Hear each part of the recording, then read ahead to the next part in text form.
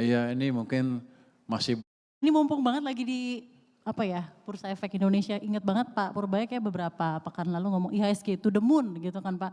Sekarang di 8.600 loh Pak. Ya enggak?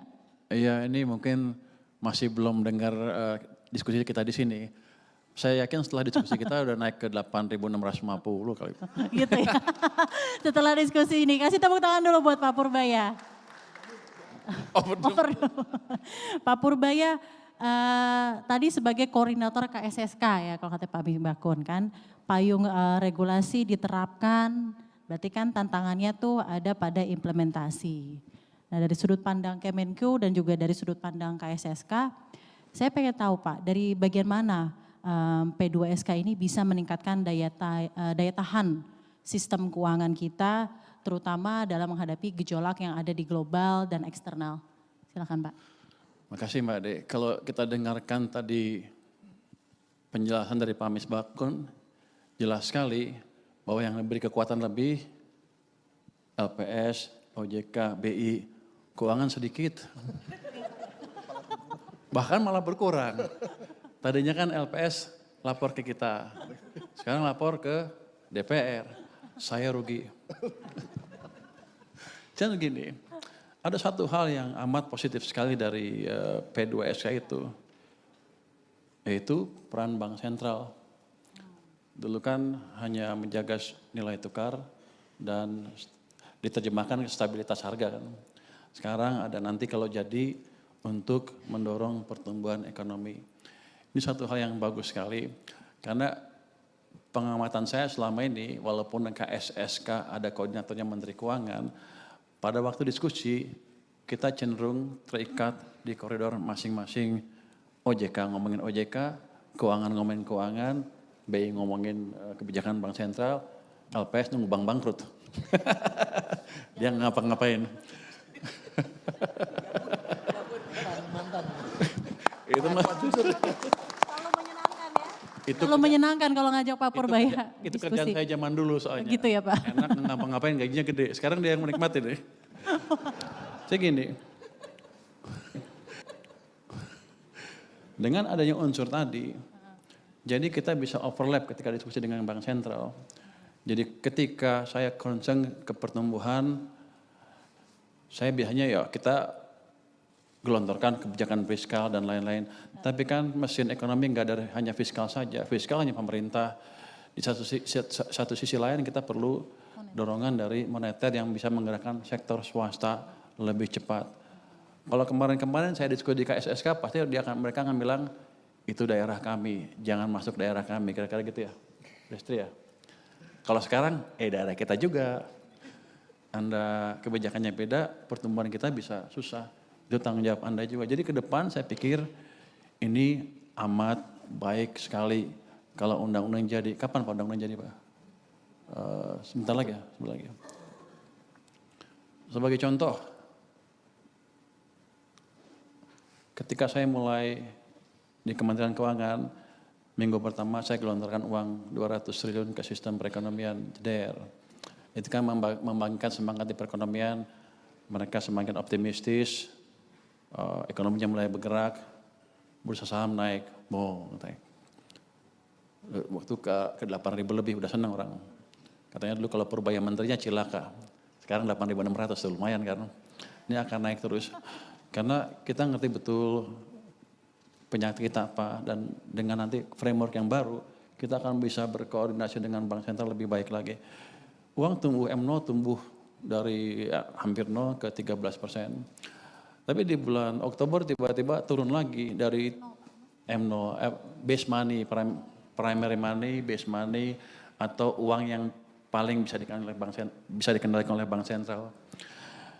Di bulan Oktober turun lagi ke sekitar 7%. Saya juga bingung, ada apa tuh? Saya nggak peduli, saya injek lagi. Saya masukin lagi 76 triliun. Mudah-mudahan November naik. Tapi saya dengar katanya di perbankan agak ketat lagi sedikit sekarang. Karena saya lihat yield obligasi saya naik lagi dari 5,9 ke 6,3 sekarang. Bank-bank juga udah bilang, kok nggak seperti waktu itu. Jadi kita lihat sepertinya entah sengaja, entah nggak sengaja, di BI itu ada penyerapan uang lebih dari SRBI mungkin untuk menjaga nilai tukar ya. Saya nggak tahu, tapi yang jelas ada penyerapan lebih di sana yang menekan itu ke bawah. Nah, kalau sekarang saya diskusi dengan Bank Sentral, pasti saya masukin ruang Bank Sentral kan. Kalau nanti ke depan, ketika bisa lebih terbuka, lebih menyatu, kita bisa samakan pandangan dengan lebih cepat. Jadi Undang-Undang P2SK ini kan dibuat untuk jaring pengaman sistem keuangan ya. Di depan ada OJK, BI, LPS, baru keuangan terakhir.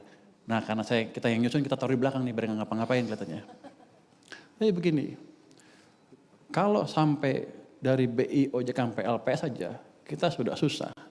Untuk saya lebih baik kita amalkan undang-undang nanti semaksimal mungkin, sehingga pertumbuhannya maksimal, sehingga tidak pernah sampai LPS. Artinya kalau ekonomi tumbuhnya bagus terus, sistem keuangannya bagus, perbankannya sehat, BI juga tenang, rupiahnya stabil, nggak sampai krisis. Jadi kita tidak akan mengalami krisis. Jadi kunci kita adalah memaksimalkan instrumen yang di kita, di BI, di tempat saya, di OJK, untuk memastikan kita tidak mengalami krisis dan ekonominya bagus terus ke depan. Itu kuncinya. Dan seandainya kepepet sana pun, Undang-Undang P2SK yang baru sudah memberi ruangan yang luas kepada LPS untuk bergerak lebih cepat. Itu yang kita harapkan. Jadi begini, pemerintah akan memastikan sebagai kepala KSK juga ya, semuanya nanti menjalankan Undang-Undang P2SK dengan baik, sehingga kita tidak akan krisis, sehingga Pak Enggi itu nganggur. Kira-kira begitu. Kasih tepuk tangan dulu buat Pak Purbaya. Pak Purbaya, tapi saya penasaran Pak, kondisi fiskal sekarang seperti apa Pak? Strategi pengelolaannya juga bagaimana Pak? Ini sudah menjelang akhir tahun 2025. Fiskal baik-baik saja kan, pajak kita karena ekonomi lambat ya di bawah target semula. Tentunya kita melakukan pengendalian supaya defisitnya tidak melebihi 3%. Dan sudah kita pastikan itu akan terjadi. Jadi kita tidak akan melanggar defisit 3% untuk tahun ini. Saya perlu klarifikasi sedikit ya. Ada majalah The Economist minggu lalu kemarin, saya bacanya kemarin, yang bilang saya merate itu mengambil uang yang disimpan untuk rainy days, untuk keadaan darurat. Ketika saya pindahin 200 triliun dari BI ke perbankan, orang berpikir saya belanja. Padahal enggak, saya cuma pindahin uang, bank yang ngatur. Nah, ibu dia yang ngatur ya, belanjanya di sana. Sehingga ekonomi bergerak. Ibu siapa namanya? Ibu Alexandra. Ibu Alexandra yang ngatur dan bank-banknya yang ngatur sehingga uangnya bergerak. Dan ekonomi yang mulai kelihatan kan, consumer confidence naik, belanja naik, ini naik, optimisme masyarakat naik, penilaian masyarakat pemerintah naik. Dengan modal zero sebetulnya. Saya nggak belanjain uang, saya cuma pindahin. Jadi yang salah pengertian orang adalah sepertinya si Purbaya Menteri Keuangan sembarangan, habisin duit sembarangan gitu. Enggak, kita cuma pindahin